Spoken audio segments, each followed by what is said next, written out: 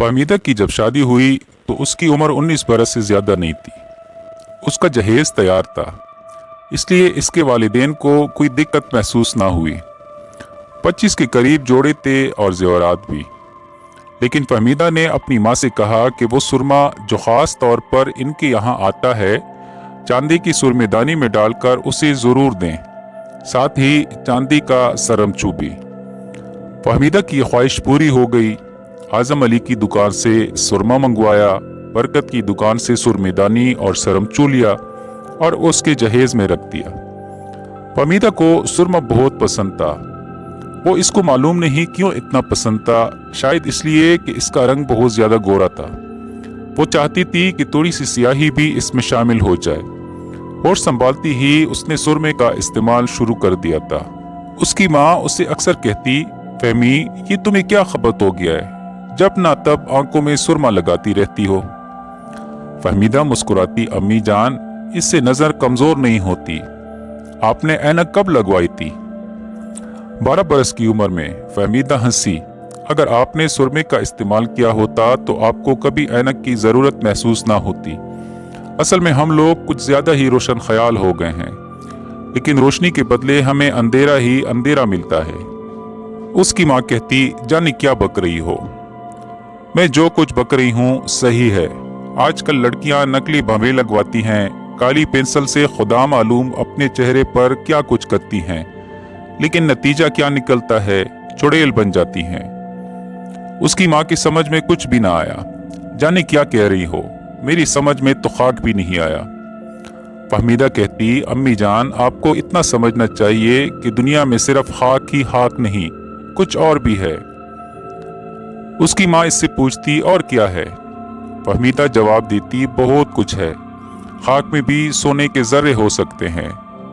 खैर, फहमीदा की शादी हो गई। पहली मुलाकात मियाँ बीवी की बड़ी दिलचस्प थी। जब फहमीदा का खावंद उससे हम कलाम हुआ तो उसने देखा कि उसकी आंखों में सियाहियां तैर रही हैं। उसके खावंद ने पूछा, ये तुम इतना सुरमा क्यों लगाती हो? फहमीदा चींप गई और जवाब में कुछ ना कह सकी। उसके खावंद को यह अदा पसंद आई और वो उससे लिपट गया, लेकिन फहमीदा की सुरमा भरी आंखों से टिप टिप काले काले आंसू बहने लगे। इसका खावंद बहुत परेशान हो गया। तुम रो क्यों रही हो? फहमीदा खामोश रही। उसके खावंद ने एक बार फिर पूछा, क्या बात है, आखिर रोने की वजह क्या है? मैंने तुम्हें कोई दुख पहुंचाया? जी नहीं। तो फिर रोने की वजह क्या हो सकती है? कोई भी नहीं। उसके खावंद ने इसके गाल पर होले होले तबकी दी और कहा, जाने मन जो बात है मुझे बता दो। अगर मैंने कोई ज्यादती की है तो इसकी माफ़ी चाहता हूँ। देखो, तुम इस घर की मलका हो, मैं तुम्हारा गुलाम हूँ, लेकिन मुझे ये रोना धोना अच्छा नहीं लगता। मैं चाहता हूँ तुम सदा हंसती रहो। फहमीदा रोती रही। उसके खावंद ने इससे एक बार फिर पूछा, आखिर इस रोने की वजह क्या है? फहमीदा ने जवाब दिया, कोई वजह नहीं, आप पानी का एक गिलास दीजिए मुझे। इसका खावंद फौरन पानी का एक गिलास ले आया। फहमीदा ने अपनी आंखों में लगा हुआ सुरमा धोया, तौलिए से अच्छी तरह साफ किया। आंसू खुद ब खुद खुश्क हो गए। इसके बाद वो अपने खावंद से हम कलाम हुई। मैं माजरत चाहती हूँ कि आपको मैंने इतना परेशान किया। अब देखिए, मेरी आंखों में सुरमे की एक लकीर भी बाकी नहीं रही। इसके खावंद ने कहा, मुझे सुरमे पर कोई इतराज नहीं, तुम शौक से इसको इस्तेमाल करो, मगर इतना ज्यादा नहीं कि आंखें उबलती नजर आएं। फहमीदा ने आंखें झुकाकर कहा, मुझे आपका हर हुक्म बजा लाना है।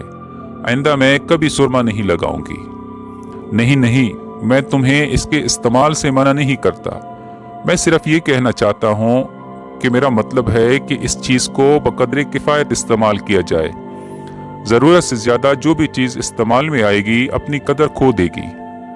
फहमीदा ने सुरमा लगाना छोड़ दिया, लेकिन फिर भी वो अपनी चांदी की सुरमेदानी और चांदी के सरमचू को हर रोज़ निकाल कर देखती थी और सोचती थी कि ये दोनों चीज़ें इसकी ज़िंदगी से क्यों खारिज हो गई हैं। वो क्यों इनको अपनी आंखों में जगह नहीं दे सकती?